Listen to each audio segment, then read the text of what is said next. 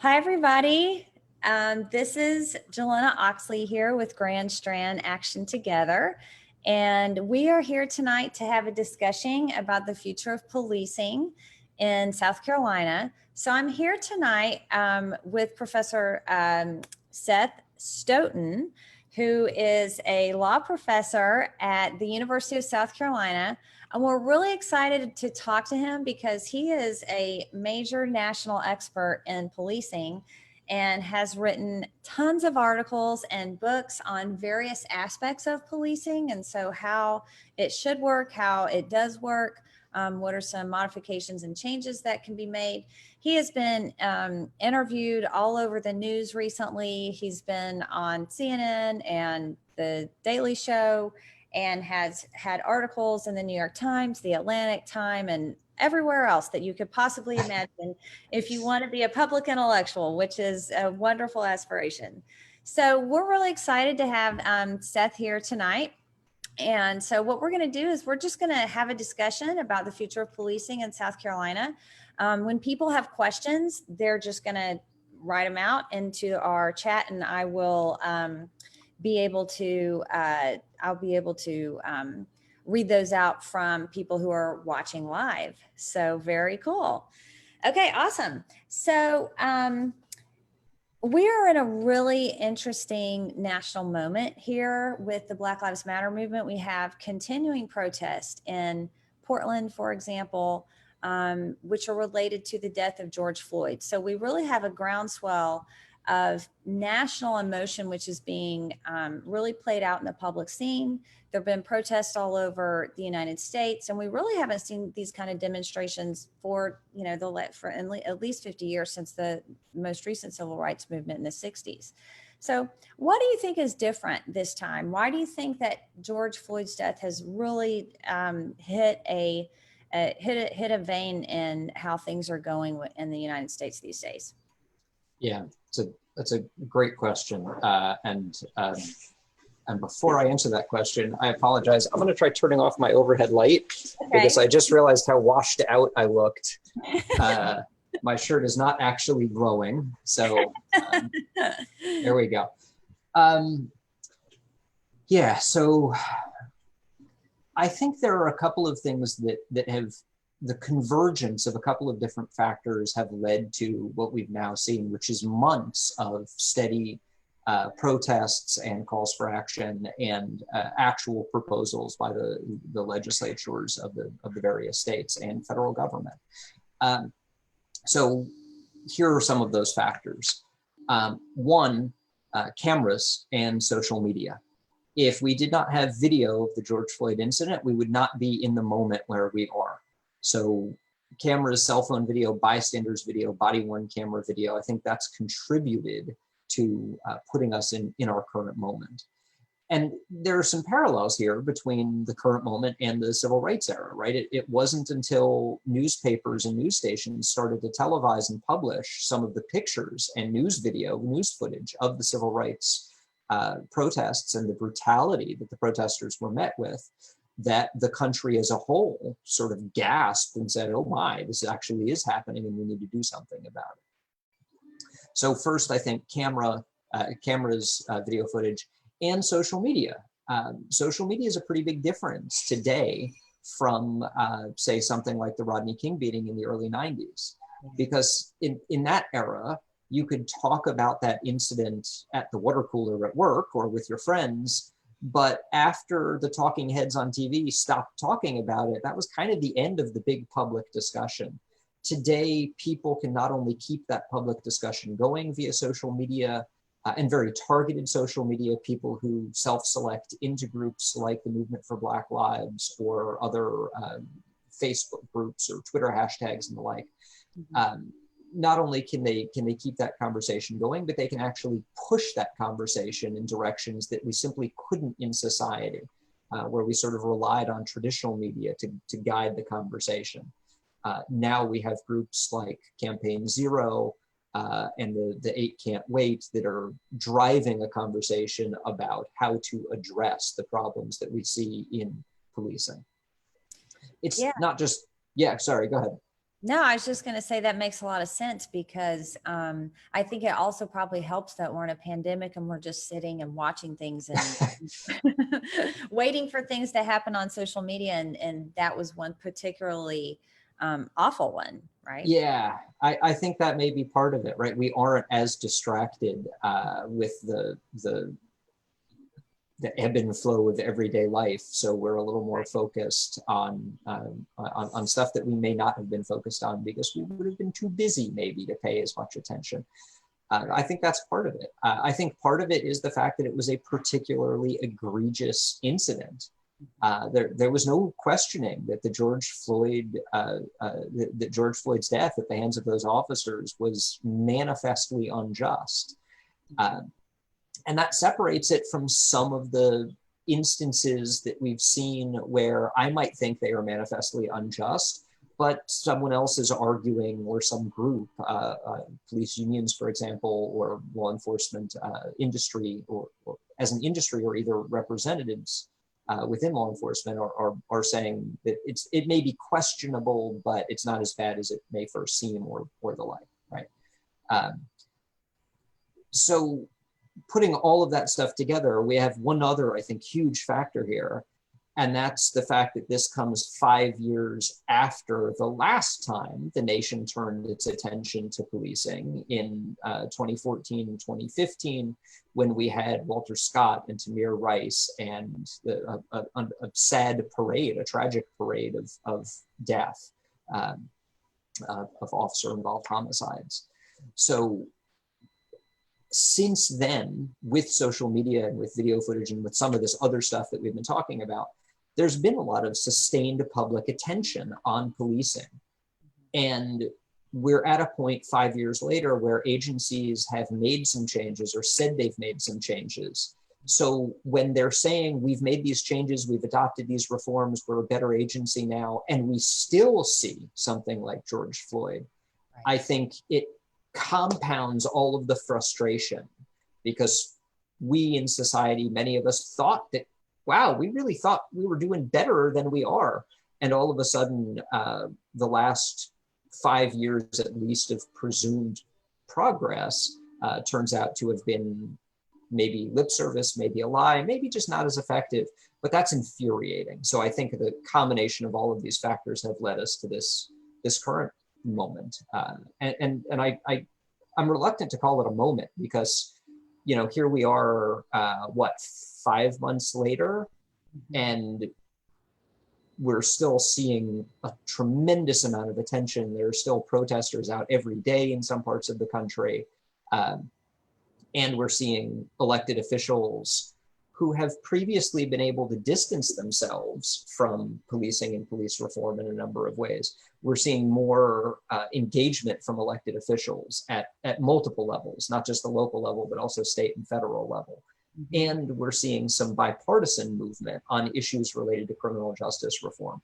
So I think we kind of have, I hate to use cliches, but I'm going to, I think we have something of a perfect storm to create this, what I hope, very deeply hope, is an opportunity to continue forcing the evolution of policing as an institution and as a practice, as an activity that is done by a government entity and government officials in our communities. Yeah. No, I think you're right. I mean, obviously change is long overdue, and it's frustrating when people say, oh, we're making changes. And then it's like blatantly, obviously right in front of you. You have not made any changes. You have not made the change, the progress that we needed to make here. So the question becomes, if you have made progress, where did it go? What happened to it, right? It's gone out of the window. Yeah, and actually, Minneapolis is a really horrific example of this, right? Because in 2013, they paid out a multi-million-dollar settlement to the family of a man who was killed by officers in a situation very, very similar to George Floyd. He was kept in that prone position while handcuffed for more than 8 or 9 minutes. And if that sounds familiar, it's because it is. And Oh, it's horrible. It's horrible. So the city knew better. One of the terms of that settlement was supposed to be that officers got trained in avoiding this type of situation, avoiding this type of often avoidable death. So at a very microcosmic level, with one particular agency, we say, look, this happened less than a decade ago. Why aren't we learning from this? And unfortunately, sometimes we see that more broadly with police agencies. One of the issues here, right, is it's actually a much better criticism at one single agency, because the Minneapolis Police Department is and has been the Minneapolis Police Department. It becomes a very common criticism, although not as strong of a criticism, I think, when we're talking about policing as a whole, because there are 18,000 police agencies in the country, and an incident at one may have very little effect on another, which I think is something that we need to recognize, not celebrate, but a limitation on police reform that we need to recognize. But we can talk about those as we go. Yeah, I definitely am curious to hear more about that. So before we hear about the proposed reforms, I'm curious, what is your view on policing in South Carolina? Because a lot of times when I talk to people locally, they're like, well, our police department is fine. The Myrtle Beach Police Department, we're totally great. It's these other police departments, elsewhere in big cities that are the ones that have the problems. And truthfully, when you look at the track record of the Myrtle Beach Police Department, we are not without stain. And so what's going on in South Carolina? Like, do our statistics match those of national agencies, or of other states? Are we, in terms of the indiscretions, what's going on with policing in South Carolina? How is it even, who decides? How is it just local jurisdictions that run each precinct, or do they have any oversight at the state level? Yeah, great question. So policing is, what you just described reflects a lot of studies, right? A lot of research that's been done on policing, where many people, not all by any stretch, but many people say, oh, I like my local police department, but I think policing as a whole is broken or is really problematic, right? That's particularly true with folks who really don't see their local police very much, right? In wealthier, whiter neighborhoods, they don't have as many interactions with the police. So the types of police interactions that they see are the ones on the news or the ones on social media, the ones that the videos have been publicized. And that can give a very negative view of policing, because what's often being portrayed is pretty negative. It's misconduct, or at least questionable conduct. South Carolina is a bit of an interesting state to study policing in, because in some ways we are far behind where we should be. And in other ways, we actually do better than we might expect. So I'll give you two examples, one of which is police training. This is an easy one. Police training, academy training, that is the basic training that a police officer has to get to earn their certification so they can go to work for some agency. The national average is somewhere between 21 and 24 weeks of training. Okay. South Carolina, we have 12 weeks of training. Wow. So we are about half the national average.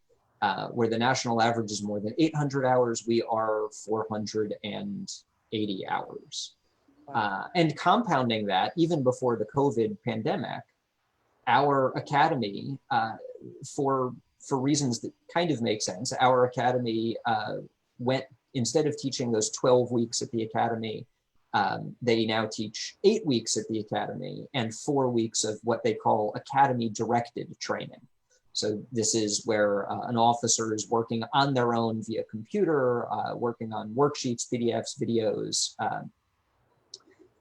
and that's terrifying. Mm-hmm. It's terrifying for a couple of reasons. One, let's leave COVID out of this, because in this current situation, all kinds of things have changed. But I'm not aware of any other academy in the country that has put a third of its curriculum into online learning. particularly stuff that can be very complicated that actually requires a great deal of interactive instruction. Like, for example, the Fourth Amendment rules that govern when an officer can stop a car or arrest someone or enter a private home, for example.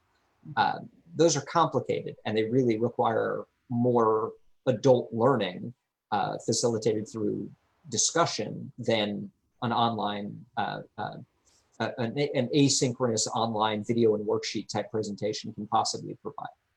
Yeah. It's also worth pointing out, I don't know if you've ever had your nails done. I have not had my nails done in South Carolina, but if you've ever had your nails done by a certified nail technician, your nail technician got 500 hours of training. The officer driving by got 480 hours of training. Oh my goodness. Yeah, it's not great. So in that way, we actually lag way behind the national average, right? There are some other states that are in the same position. Louisiana has another very low training hours requirement, but that's not exactly the state that we want to say, well, at least we're as good as Louisiana, right? It's always Mississippi. Yeah, exactly. Like that doesn't always, those comparisons don't always play to our advantage. At the same time, though, in some ways, we're doing better than we might expect. So let me see if I can share my screen for just a second here. That'd be great. So this is a graph from my book, which came out earlier this year. Two co-authors and I wrote a book called Evaluating Police Uses of Force. And this graph is the number of lethal police shootings per 100,000 people for a 4-year period, 2015 to 2018, including both 2015 and 2018, which is what makes it 4 years. And what you can see, South Carolina is right around here.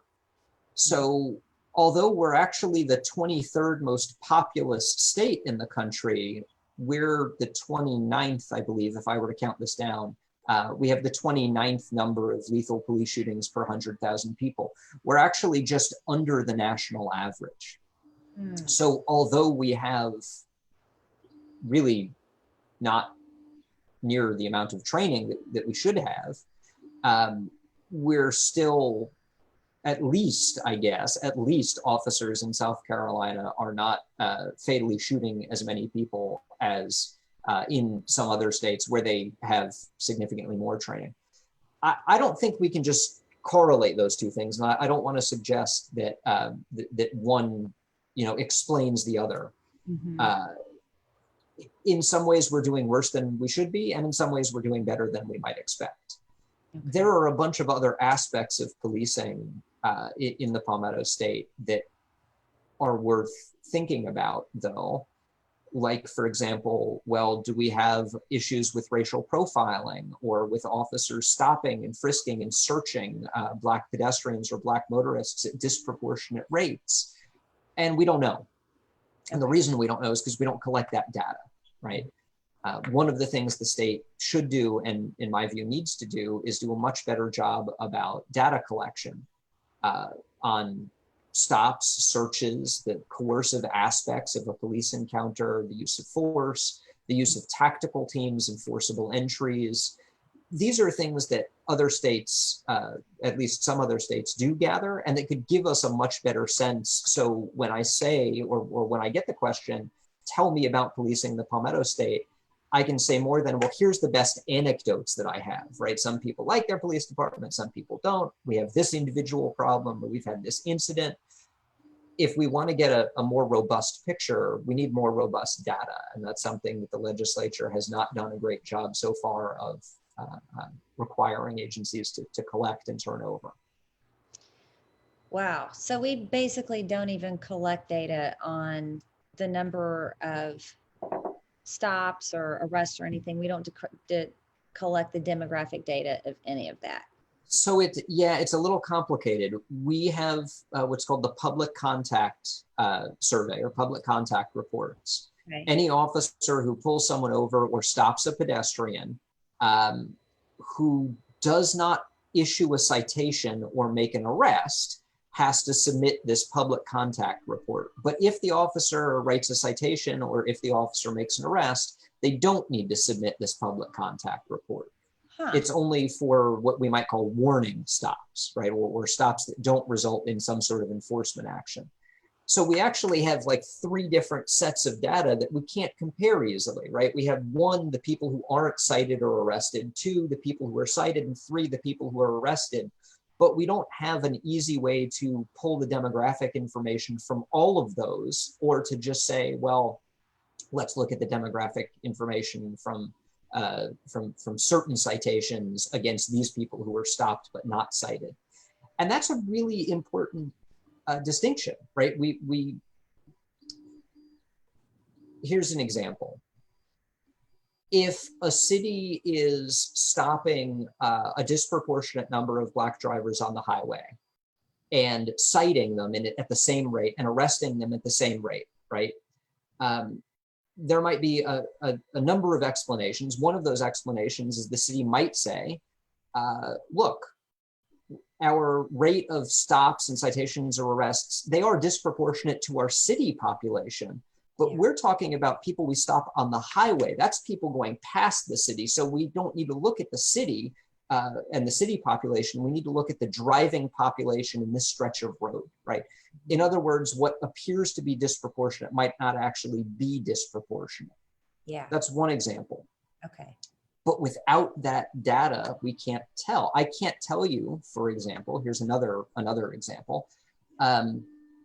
An agency could say, look, our public contact reports show that we are stopping a perfectly proportionate number of people. We stop, 50% of our population is X, 50% is Y, and we stop them all 50 and 50, right? Okay, how many do you search?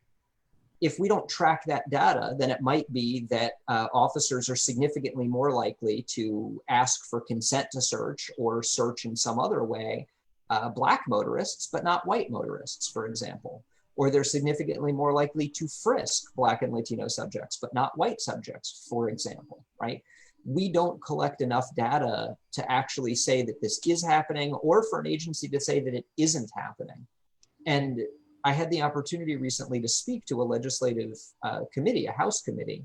And one of the points I made was, if we want to be able to, not just to identify problems, but if we want to be able to avoid erroneous accusations of racial profiling, either way, we need the data, right? And right now, we just don't have that underlying data in any robust sense. So, I mean, the next kind of obvious question would be like, well, then why don't we have it? But I mean, I have a theory about, good old political will. Yeah, exactly. Political will, lack of political will. And it seems as if police departments have been sort of let to, the hands-off approach, right? We're going to just let police departments police themselves, which obviously is not really working, and they clearly need some more oversight and regulation. So you just mentioned that you had given some testimony to a House committee. What's happening in South Carolina in terms of like police reform? I know that Senator Scott proposed the Walter Scott Notification Act several years ago. I don't think that got passed. That was a federal proposal, but that was also about data collection, from what I remember. Yes. It was contingent on like getting federal funding, that if you didn't, actually track your data, you wouldn't get a bunch of money. But what's happening now, either at the federal level, or I'm curious what the testimony that you gave to the State House. I guess I spoke to a legislator several months ago, and they were like, I hadn't heard anything. But is there a smaller committee that's going to be bringing some stuff to the larger body?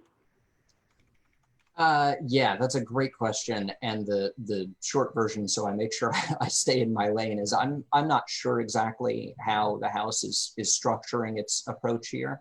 Okay. I can tell you that the committee was formed by the Speaker of the House, Jay Lucas. It's a large committee. It's, I believe, 14 members. It's bipartisan. It's very strictly bipartisan. And when I testified before them, boy, was that only last week? I think it was. That was their first meeting.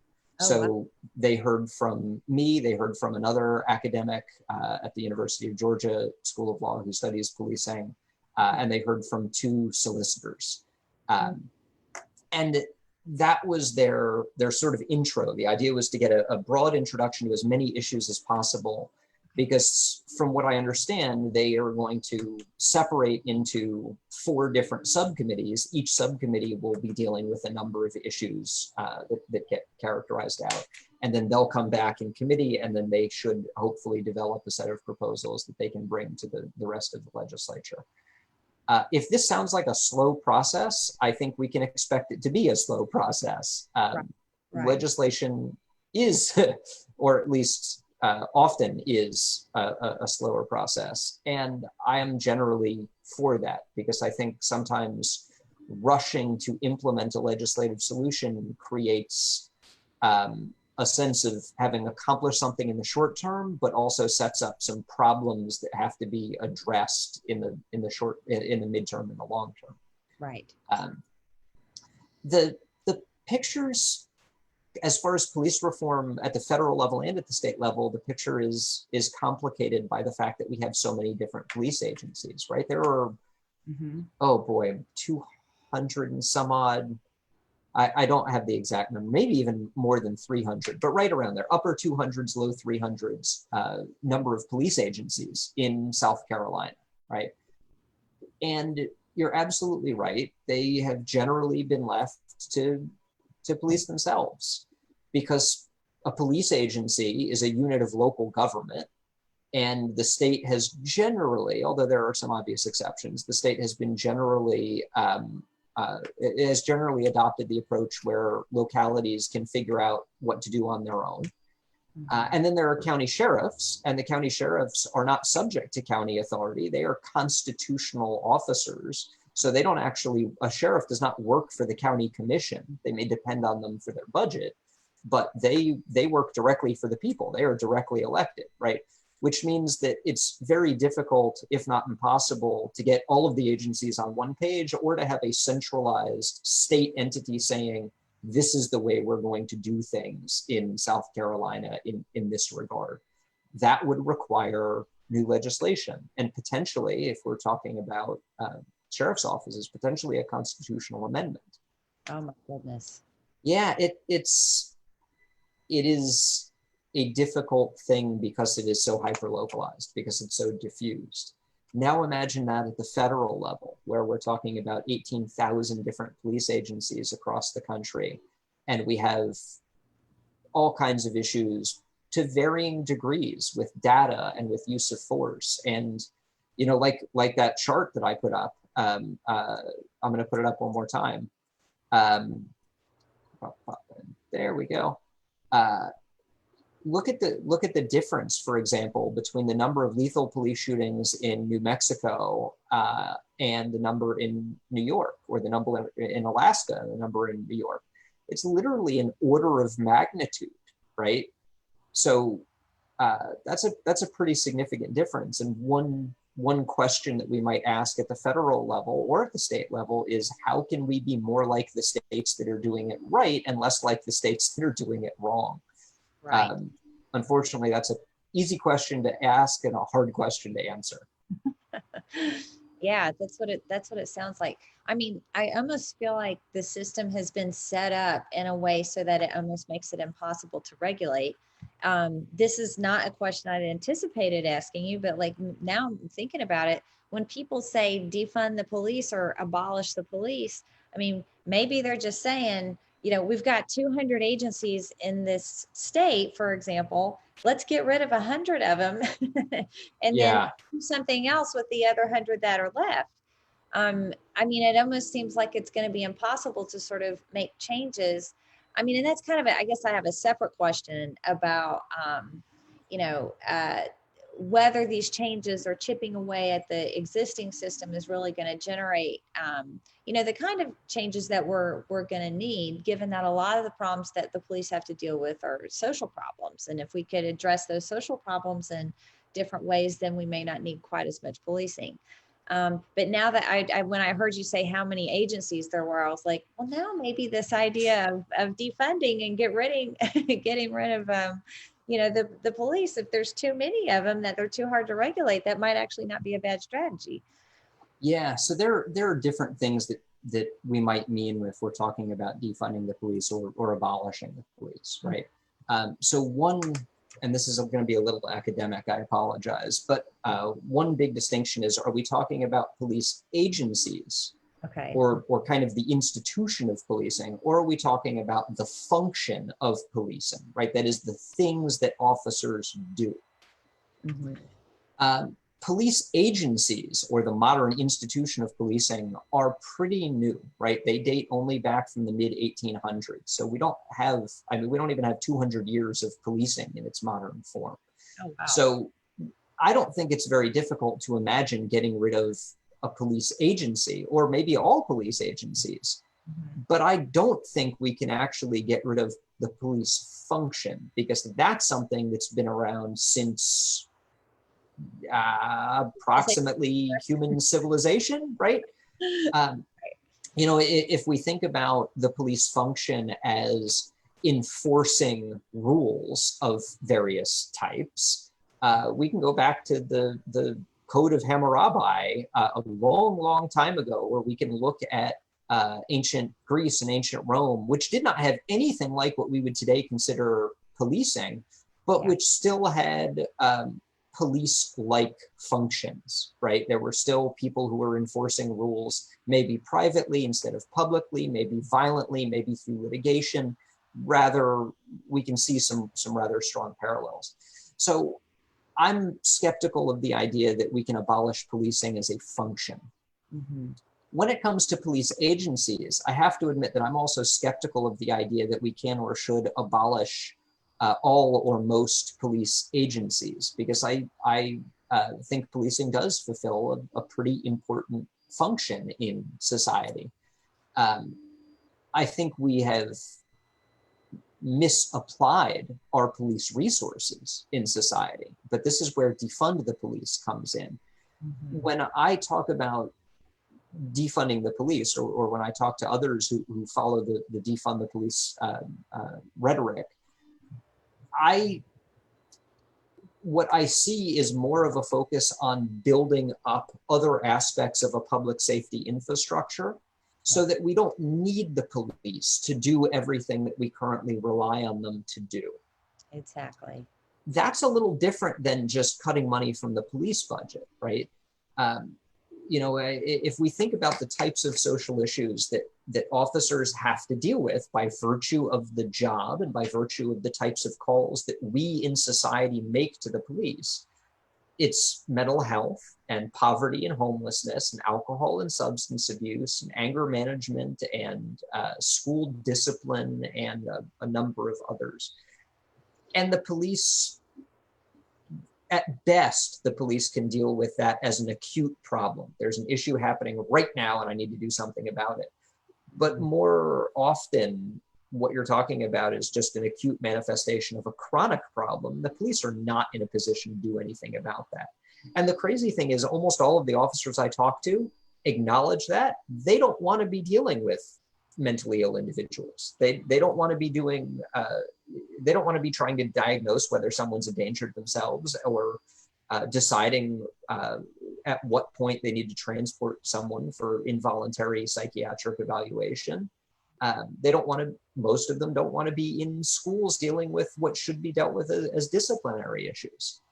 Mm-hmm. The problem with using police resources to deal with those social problems is police really only have one power. They have the power to make an arrest, to invoke the criminal justice system. And like the old saying goes, right, when you have a hammer, every problem looks like a nail. So if that's the only power you have and you're told deal with homelessness, then you just arrest a lot of homeless people, or deal with school discipline. You arrest a lot of students, right? So I think when we're talking about defund the police, the phrase that I heard earlier that I like a little bit more is we need to invest in these other aspects of social service and public safety infrastructure. And if we do that, we can afford to divest from police resources, right? If we took all the mental health service calls away from agencies, then let's say, to make just the numbers very easy, if we had an agency of 100 officers and we could reduce their workload by 1% by taking this type of call away from them, that's one less officer that we need, right?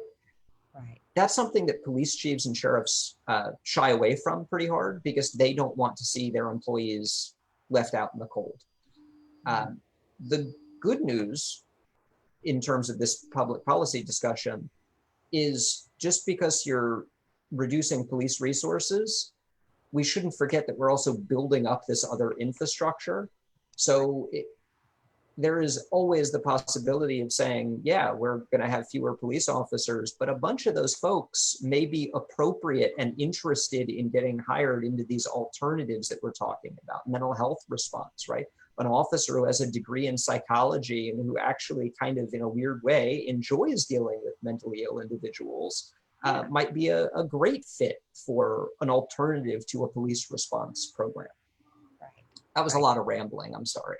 No. I mean, that gets to my concern because, I mean, it seems like the social problems which persist in our society are ones that, you know, police are just like a Band-Aid. They're just, you know, like you're saying, addressing, you know, an urgent crisis moment when like there should be other ways to deal with it. And when you look at the funding, I think that's one thing that's particularly concerning for a lot of people is that if you know, starting in the 70s and the 80s, when, you know, Reagan closed all the mental health institutions, you know, that was millions and millions of dollars. People were like literally put out onto the streets, you know, when those were closed. And so obviously there's going to be problems that are going to be a result of that. And that's just sort of snowballed, right, to get us where we are now. As a society, we have strategically defunded substance abuse treatment. We've defunded mental illness treatment. We've defunded schools and education and particularly counseling programs. And we've used police to fill the gaps, which is unfathomable to me. It is.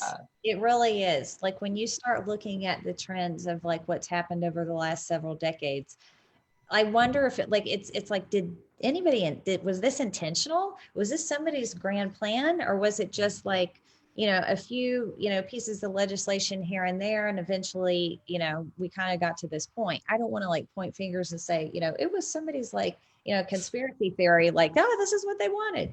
But it does seem that when you look at the numbers of, you know, the percentages of our budgets that are allocated to policing, it's substantially more than it has been in previous decades and substantially more than it should be given the types of problems or issues or things that just need to be addressed as a matter of, you know, human existence. So yeah, I think we have another old saying that I'm sure you're familiar with, an ounce of prevention is worth a pound of cure, right?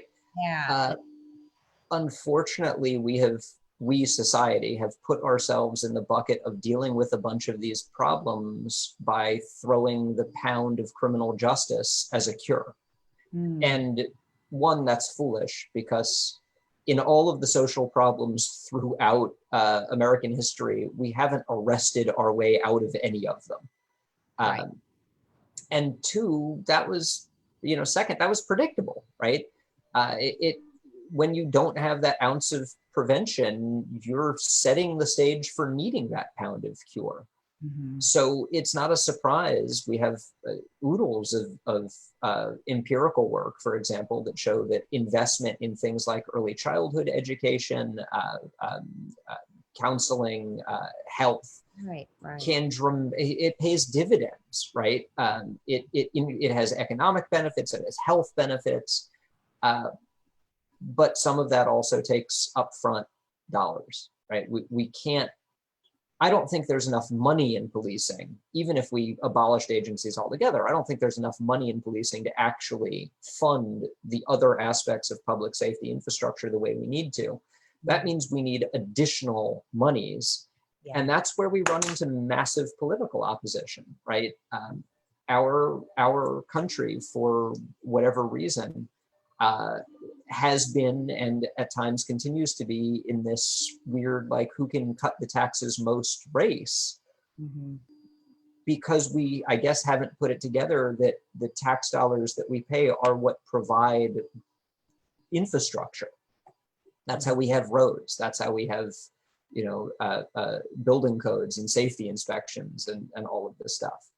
And I think there's lots of room for improvement, and there's some degree of waste, and all of the, I am sympathetic to the fiscal conservatism argument of, if we spend $1, we want to make sure we're getting $1's worth of value. But I think sometimes, if you look at the political incentives, an elected official's priority is to get elected in the next election. That means that they're not always thinking about, or at least the incentives don't always direct them to think about solving the problems in 20 years, right? If we start building this infrastructure now, in 10, 15, 20 years, we're really going to solve this problem. Well, no one's election cycle lasts 10, 15, 20 years. Right. So what can we do right now to have an immediate benefit on people's lives? Well, we can give them more money. We can cut taxes, right? And don't worry, we can use the police to pick up the broken pieces and put those broken pieces in jail. Yeah, that's sad. Did you say that to the legislature, or at least the folks on the committee? I mean, I guess so. I'm really excited to hear that you had FaceTime with the legislators who are working on police reform. You didn't present like your vision of like what policing should be like in South Carolina. You just gave them kind of a lay of the land of the problems, or I looked at the document that you gave to them, and it was 77 pages. And I must confess, I did not read all of those 77 pages, but yes, curious, I'm shocked. Highlights. Even I'm a professor and I didn't read it. So yeah, and to be clear, I can let's see. I think I can put to the extent that anyone's interested in that, I think I can put a link to that in our chat here. Let me do that real quick.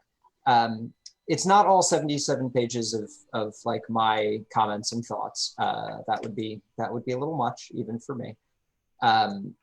It is, let's see, there's the chat window. Okay, so here's a link. You can download my commentary and exhibits.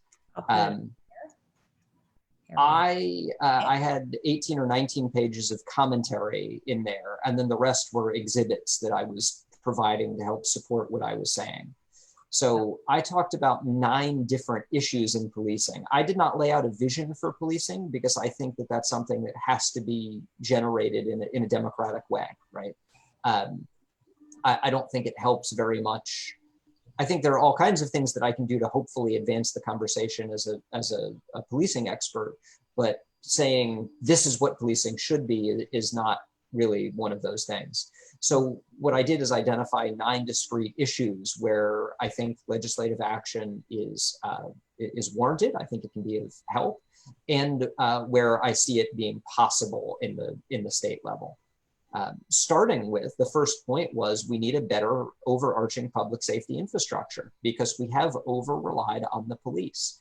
And that's not a problem that we solve within policing. That's a problem we have to solve more broadly. That is a social issue that we need to solve. If we want to reduce the use of police resources, then we need to adequately invest in other alternatives so we don't need to rely on policing as heavily as we historically have. Mm-hmm. Yeah, well, what was your feeling on how that was received? I think it was received very well. I think the House representatives who were there were very attentive. They were asking some good questions. They were actually they wanted to get into the weeds of the issues more than the committee co-chairs wanted them to. Okay. There were a couple of times when the co-chairs of the committee told the committee members, that's something that we can get more into when we break up into our subcommittees. Right now, we're just trying to get this overview so we can have a list of things that we need to learn more about. And I think that's great. I think it shows that they're engaged, they're interested. I really hope that the legislature follows through and not just learns more about these issues, but takes some substantial steps in addressing some of them. Right. No, I agree with you. And I think, probably something that we need to do as citizens is to find out more about the committee. And then, I guess that was a question I just got was, you talked about the democracy aspect of it. What is it that we should be doing just as your average citizen to sort of like, what can we do to help address the problem of policing as it stands today? Yeah, that's a great question. I'm going to give you the like pithy, easy answers first, right? Like vote. That's important. Right. Stay engaged. Watch the news. Talk to people. Send letters to your legislature. That all of the state legislators are easily contactable, if that's a word. You can get in touch with them pretty easy on the House or state Senate websites. So let them know. Let them know where you come out on issues. This is not a state story. This is a story from a friend who worked on Capitol Hill in DC, who said that the elected official they worked for, there were issues that they cared a lot about, and they were very well informed on those issues. And then there were other issues that they didn't really care so much about. So they literally had a scoreboard up. And when a constituent called and said, I'm pro this issue, a staffer would put a check mark. And if a constituent called and said, I'm against this issue, they would put a check mark. And the elected official would walk out, look at the scoreboard, whichever one won, whichever one had more check marks, that's the one they would vote with. Now, that's not always everyone, and that's a little, I don't mean to demean any elected officials. Right. But the fact of it is, while I like to believe that most, if not all of them, take their job pretty seriously, like all of us, they have limited bandwidth. So they might be really focused on something other than policing. And it's our job as the electorate to say, I want you focused on policing. I want you focused on pushing this through or supporting this or not supporting this, right? Of coming out against something. Okay, so there's the two simple answers: vote and be active in the political process by communicating with your elected officials. There's a lot more though, right? Be attuned to what your local police department is doing or has done. See if they publish an annual report the way that most of the larger cities in South Carolina do. See what kind of information is in the annual report. And if there's not information that you want to see, get in touch with the agency and say, why isn't this in the annual report, right? Or get in touch with the city council or the city manager and say, the police department issued this annual report, but there's no use of force data in there. And for me to feel comfortable with my agency, I need to know more about their use of force data, for example. Mm-hmm. That's also a way of being politically engaged. Be involved with groups like Grand Strand Action Together, right? Find a group of people who you agree with or who you may not always agree with, but that are working on issues that you care about. This could be the movement for Black Lives. This could be a conservative or a liberal political group. But don't just communicate with your elected officials, communicate with your friends and neighbors about some of these issues. And maybe unsurprising coming from a professor here, educate yourself on what the issues are and what the potential solutions, the range of solutions that have been proposed are. Some of the issues in policing are pretty simple. Many of them are not simple. They're actually very complicated. And if they were simple, we'd probably have solved the issues by now, right? Many of the issues in policing that look simple are hiding more complicated causal factors that make us. So here's an example, right? If we look at drug use rates among the Black community and the white community, they are statistically neck and neck, right? We have the Substance Abuse and Mental Health Services Administration that does a survey on past year and past month drug use.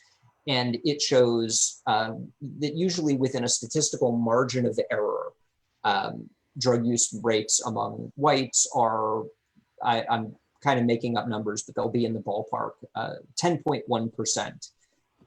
And drug use among Blacks will be 11.2% or something like that, right? So it's a statistical dead heat. And yet, if we look at drug users who are arrested, prosecuted, convicted, incarcerated, we see that a Black drug user is 7 to 8 times more likely to end up serving time than a white drug user. Well, why is that? The simple answer is because cops are racist and the system's racist, and that means we should just burn it all down, right? That's deceptively simplistic, but it fits with what some people believe and what some people have observed. So it's a position that it's very easy to sort of internalize. It's also a position that's probably wrong, at least in my view. I'll give you another old saying that I like a lot. For every complex problem, there is a solution that is simple, elegant, and wrong. So when we focus on something like the arrest rates and the very, very clear racial disparity between Black drug users and white drug users, as we start to expand out, we see that there are a whole bunch of factors that contribute to that. Literally hundreds of years of sometimes explicitly racist education policy, housing policy, fiscal policy. That helps create pockets of poverty, particularly urban poverty, that are disproportionately minority. And we can even look at Fourth Amendment rules, right? There are certain aspects of the Fourth Amendment that make it much more labor intensive, resource intensive for officers to investigate a drug transaction that happens in someone's private house. And correspondingly less labor intensive and very cost efficient for officers to investigate a drug transaction that happens at the corner of an intersection or out in open, right? Well, when we put those things together, most middle class and upper class drug transactions happen indoors, and a fair number of drug transactions in socioeconomically disadvantaged areas happen outdoors. So on a pure perspective of efficiency, of course, officers are going to spend more of their time looking for drug offenses in the poor areas. It's easier for them, right? On a per hour or per dollar basis, it's way more efficient. That complicates the story of race, although the story of race also plays a role in there, right? It plays a role in what substances we criminalize and how we criminalize and the incentives we put into place. We wouldn't criminalize marijuana if it wasn't for an explicitly racist, we wouldn't have, criminalized marijuana if it wasn't for a very explicit campaign to do so in the 1920s, 30s, and 40s. So these are complicated and complex issues that we should avoid simple solutions and sound bites and really try and dive into, which means if we want to have an informed view on these things, we have to take the time and effort to educate ourselves about them. Yeah.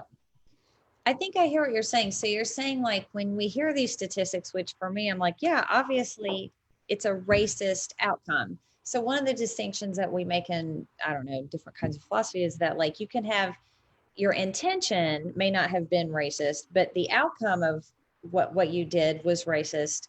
So we can separate those two things. And it may be that the people who are doing the policing don't have the attitude, but because of the social practice or the social context in which these things are taking place, exactly, the result is going to be racist, right? And that's exactly right. So that's the point where we need to look at the institutional level rather than the individual level, because this is one of the things that really bothers me about, the criticism of the Black Lives Matter movement is that people say, well, blue lives matter. And first of all, I'm like, well, there's not a blue life. I don't see blue people walking around. But then it's been a long time since I've seen Smurfs. Right, exactly. That's when I used to watch them. But, like, it's not that I don't care about the police. It's not that I don't care about their welfare. It's not like I want them to get shot on the job. It's that I want the circumstances in which, they police to be better, well constructed. They need to provide better guidance. They need to, they need to not have responsibility for a lot of things they have responsibility for. They need to engage in certain practices like busting up into people's houses. Like, there are really simple things like you were talking about the 8 can't wait. And Breonna Taylor's, I feel like she's been kind of dropped from not dropped. She's periodically we're still remembering, but, the people who went into her house are, still walking free. And so that's one of the things that it seems like if we just had some better practices to sort of govern what was going on in policing, things might be better. But I hear what you're saying, that it's not that there's individual attitudes of racism. That can't be the only explanation. That's exactly right. So yeah, and there's so much that I want to follow up on what you just said. So one, the racism thing is a huge point. Yeah, there's a difference between intentions and outcomes. And there are different ways that race and racism can factor into an encounter, right? The easy one is explicit racism. If I hate a group of people because of their race, then I am explicitly racist, right? In some ways, that is the easiest problem to deal with. You identify it, you fire them, gone, right? And you set a culture that says that's not an acceptable belief. But there's also implicit racism or implicit bias or implicit associations that affect the way we see the world without us being aware of them, which is why many people, including me, much to my chagrin, it's because of the society and background that we have, a group of Black teenagers is going to be viewed differently than a group of, let's call it elderly white women, right? If you change the demographic, but you change nothing about the behavior, it's going to change the way that that's perceived. So there are implicit associations that can be problematic. Yes. And then there's systemic racism, right? So explicit, implicit, and systemic racism. And to be clear about the way that I mean this, systemic racism means that it is a system or a set of systems that in aggregation results in racist outcomes or racially disparate outcomes, even if no one person in that system is explicitly racist, or even if no one in that system is affected by implicit bias, which of course is impossible. We're all affected by implicit bias, but let's leave that aside. Right. So why is the officer in that part of the neighborhood for doing drug investigations? Because they're easier, because of this history that it's built on. When you put the social context, the legal framework, the history, when you put those systems together, yeah, all of a sudden we have racist outcomes without having necessarily individually racist officers, right? So it's a very simplistic thing to say, for example, Derek Chauvin knelt on George Floyd's neck for more than 8 minutes because he was racist. I don't know whether that's true or not. I just don't know enough about it. If it is true, then the solution is fairly simple. My concern is if it's not true, now we have a bunch of other factors that we need to try to address. What led up to that interaction? What led to that particular technique being used? What led to them staying in that technique, in that position? What led to the other officers not intervening? And can we manipulate? Can we change any of those factors through culture, through training, through rulemaking, either by law or by policy? And that is the second part of what you said. I cannot emphasize this enough. We need to take a systems design approach. We need to be looking not just at officers and the individual actions that they take, but we need to look at the systems in which they operate to figure out, one, what were the incentives or what were the pressures that contributed to this action or this outcome?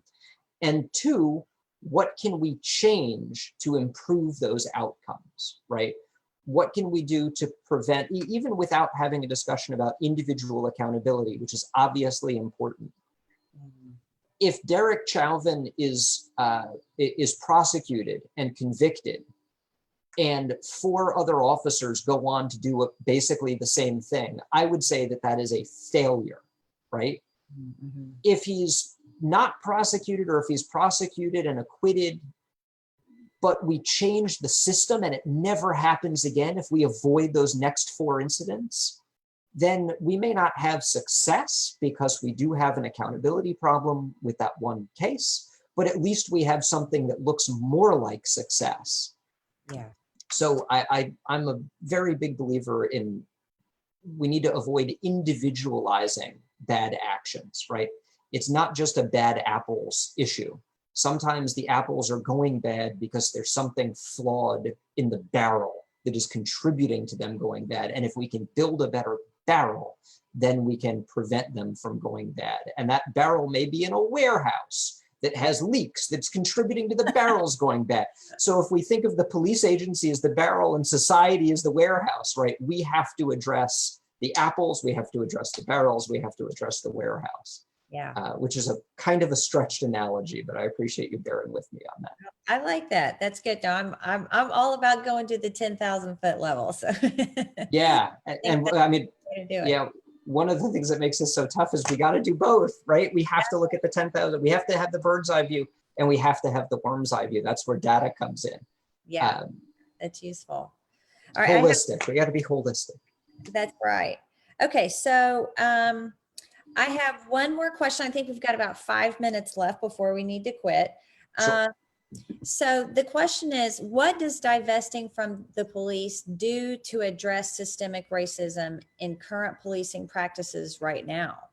That kind of what we were talking about a little bit addresses that, but I want to hear you kind of answer that question. Okay, so how does divesting from police and presumably investing in these other aspects of public safety infrastructure how would that help systemic racism in the systemic? Okay. If we think that there are racist systems, or that systems have this racially disparate outcome, and we take policing or criminal justice out of those systems, then we have just reduced the effect of systemic racism, right? Or we have at least limited the effect of systemic racism. So let's take something like school discipline, right? We know there are all kinds of problems in school discipline, in school systems. And I say that as the son of a career middle school teacher and someone who initially went to college to be a high school teacher, right? Wow. Yeah, before I got distracted with a short career in law enforcement, and then and now I teach at a different level. So we know that explicit bias can factor in, but again, that's the easy problem to solve in some ways. Implicit bias, we know that teachers have, like all of us, race can play a role in the way that teachers develop their expectations of students. They can expect less, for example, of minority students than they do of white students, which leads to educational misfeasance. Or they can view their actions as more problematic. So one of those ideas of implicit bias, one of those implicit associations, we tend to exaggerate the age of Black children. Yes. So we might know that a Black child is 12, but without even being consciously aware of it, we expect them to act older than they are. And when they don't act, when they don't live up to the expectations, now it looks like they're misbehaving or they're failing to act their age, for example, right? So now we have a potential disciplinary issue, all right? You with me so far?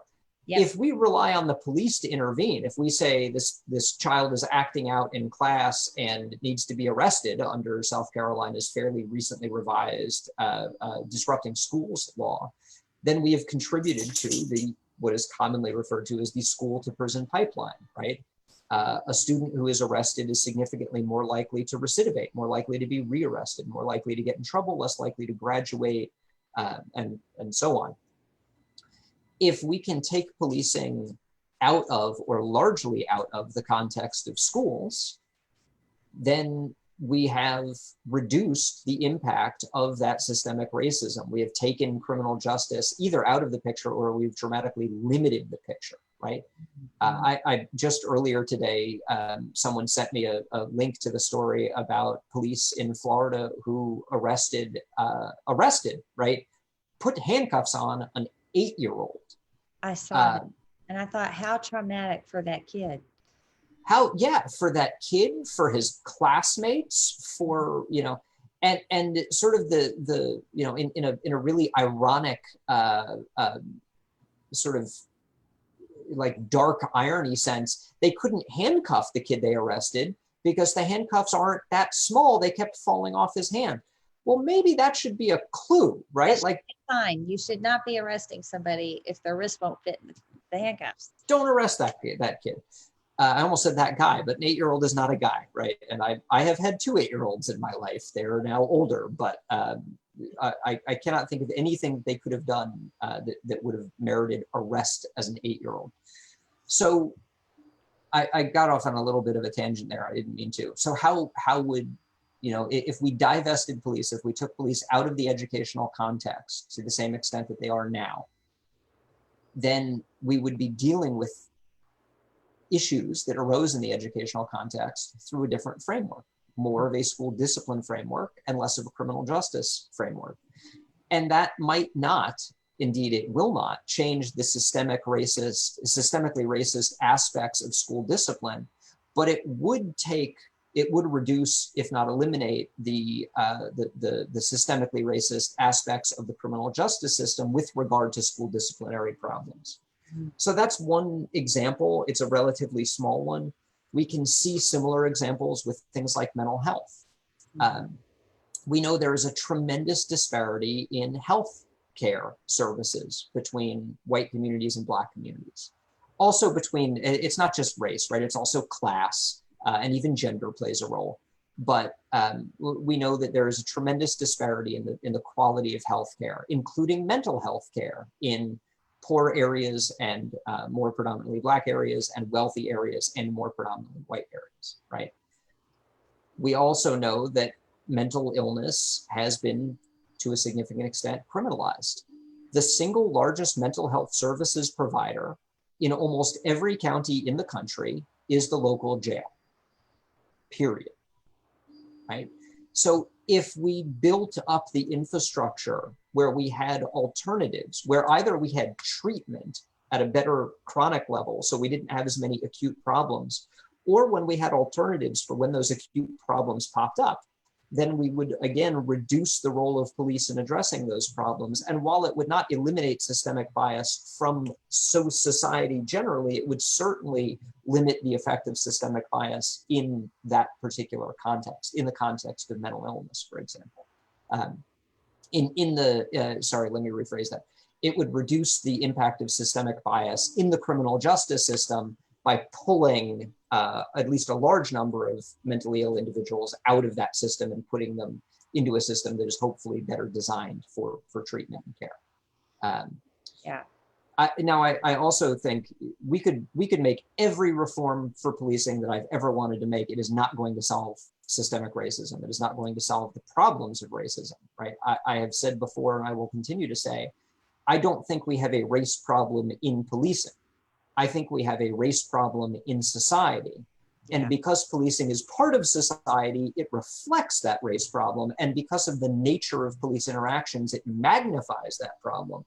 But it is not a within policing problem. It is a broader problem that is reflected and magnified in policing. I hope that's a convincing answer, or at least a somewhat satisfactory one. That's a great answer. I mean, and I think that, even if you start to look at the other areas that would need to be invested in, if, policing were kind of taken out of that jurisdiction of issues like poverty, homelessness, people, not having, food every day to eat, where the schools have largely, picked up the slack for, providing food for school-age children. Yeah. I mean, it seems like if we could address those issues more effectively, then, there wouldn't be a lot. But like you're saying, even if we made all the divestment, all the reforms that you need, it's not going to solve the problem if we're not looking at ourselves in the mirror more carefully. That's right. And we do need to solve the broader problems, right? The societal problems, not just limit what police do. Because, let's not forget, Trayvon Martin was not killed by a police officer. George Zimmerman was a neighborhood watch police wannabe, but not a police officer. Ahmaud Arbery was not killed by police officers, right? He was killed by someone who had a connection to policing, I believe, earlier in his career, but they were not acting in any sort of official police capacity. That's right. What they were doing as an action, as a function, I would describe as policing. They were engaged in the function of policing. Mm-hmm. So if we want to address it, I think we need to address the bigger social issues, because without that, even if we can fix the aspects within policing, we're not going to solve the George Zimmerman problem or the problem of the woman who calls the police on the black bird watcher who's telling her to put her dog on a leash, or the hotel employee who calls the police because there's a man in traditional Emirati dress speaking in Arabic on a cell phone in the lobby of her hotel, right? Those are not within policing issues. Those are within society issues. Yeah, that's right. Wow, well, this has been really great. I love all the distinctions that you made between all the systemic racism and all the other, individual attitudes and things that we're learning. So this was great. I felt like I took a little law class for a hot hour. there's a lot more where this came from too. That's what. Good. Well, I'll make sure to send my philosophy students to USC for law school then. Yeah, come on. I mean, really, I say that lightheartedly, but there is so much to talk about, and that's one of the things I hope all of the viewers are doing, is continuing these conversations casually with friends, with experts, emailing folks. Yeah. I spend a career studying this stuff, and I fully expect that at the end of my career, there'll be a bunch of stuff that I'm missing because I didn't have time to get to it all. But it is also incredibly important. The reason that I spend my career doing this is because I think it's an incredibly important aspect of society that we deserve and need to get right. Yes. And we're working on it. I think it's better than it has been, but there's a long road to hoe, right? We have plenty of room for improvement. Yeah. So the only way to get that is to maintain public attention and pressure on the folks who are in a position to implement those improvements, and that's elected officials and local police. Yeah, so that's great. So I think that really just that's a perfect note to end on, because it's just a reminder that we as individuals and private citizens have just as an important role to play in reminding our public officials that this is a topic that we care about, something that we want to change, something that we want to work on. And as you're saying, it needs to be done right if we're going to be exerting power over citizens, which we need to in order to, maintain order in society. To some extent, we need to do it well. So, Seth, I just want to thank you for joining us here tonight. This was such a great conversation. My pleasure. Yeah, happy to do it. It was great to meet you, and thank you for all of your work, for your research, for your national contributions, and for your contributions to the legislature. And we'll hope to be in conversation. Yeah, very kind. I appreciate that. Thank you. I thank you for inviting me onto this. I enjoyed it immensely. No problem. It was really great. Okay, awesome. Well, thanks, guys. And thanks, everybody. We're going to end the feed now. All right. Thanks. Bye.